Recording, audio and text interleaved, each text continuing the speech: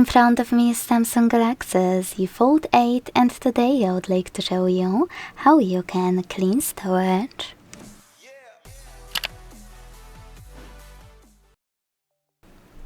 You need to begin by opening Play Store and downloading free app, which is Files from Google Developer.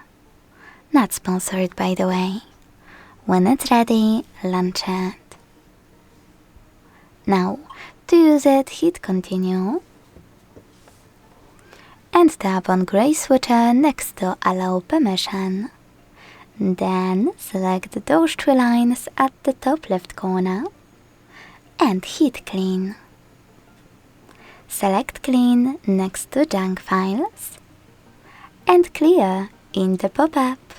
So when I do that, as you can see, storage of my Samsung was successfully cleaned.